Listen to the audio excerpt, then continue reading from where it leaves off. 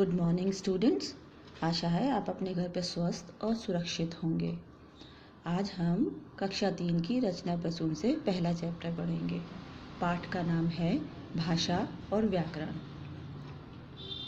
बच्चों, अध्यापिका इस चित्र में भाषा के बारे में समझा रही हैं। बच्चों ने ध्यान से सुना और समझा। अध्यापिका ने प्रश्नों को लिखने के लिए कहा। बच्चों ने उत्तर लिखे। तो बच्चों, अध्यापिका ने बच्चों को कैसे समझाया? बोलकर। बच्चों ने अध्यापिका की बातें कैसे समझी? सुनकर।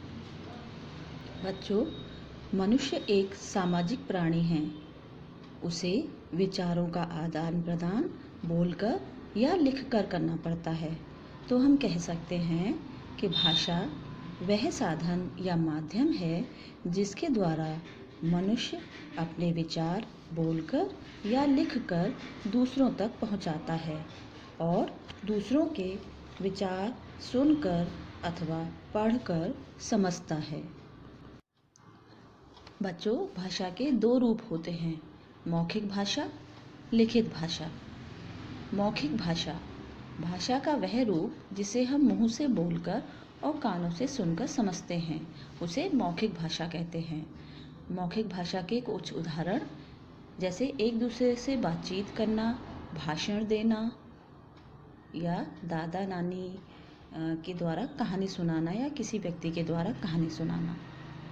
लिखित भाषा भाषा का वह रूप जिसे लिखकर प्रकट किया जाए, पढ़कर समझा जाए, उसे लिखित भाषा कहते हैं।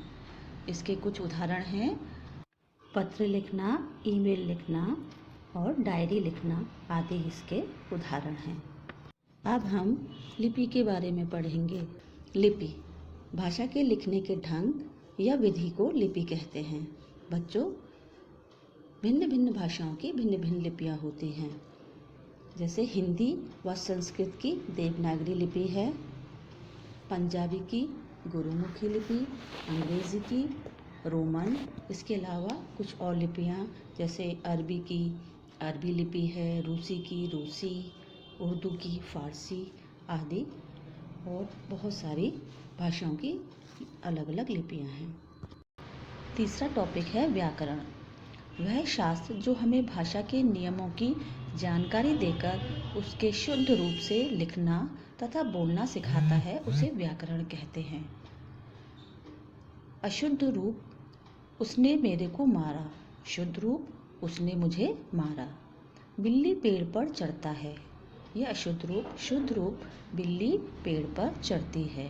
राम गाना गाती है, राम गाना गाता है। व्याकरण के 3 अंग होते हैं। पहला वर्ण, दूसरा शब्द, तीसरा वाक्य। सबसे पहले हम वर्ण को समझेंगे। ध्वनि के लिखित रूप को वर्ण कहते हैं, जैसे का, खा, गा। यह भाषा की सबसे छोटी इकाई है। दूसरा है शब्द। शब्द वर्णों के सार्थक समूह को शब्द कहते हैं। वर्णों के वे समूह जिनका कोई अर्थ निकलता हो, वे भी शब्द ही कहलाते हैं। वाक्य तीसरा प्रकार है वाक्य। शब्दों के सार्थक समूह को वाक्य कहते हैं। उदाहरण, सूर्य पूर्व दिशा से निकलता है। हिंदी हमारे देश की राष्ट्रभाषा व राजभाषा है। 14 सितंबर सन 1949 को भारतीय संविधान के अंतर्गत हिंदी भाषा को भारत की राजभाषा के रूप में स्वीकार किया गया। इसलिए 14 सितंबर का दिन हिंदी दिवस के रूप में मनाया जाता है। यह हमारे देश की राष्ट्रभाषा है। राष्ट्रभाषा ही देश की राजभाषा होती है। बच्चों, अब समझते हैं मातृभाषा।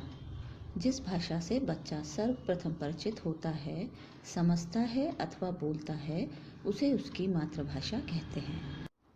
बच्चों, आपका ये चैप्टर यहीं समाप्त होता है। इस वीडियो के साथ एक PDF दी गई है जिसका सारा कार्य आपको लैंग्वेज कॉपी में करना है। Have a nice day, be safe, thank you.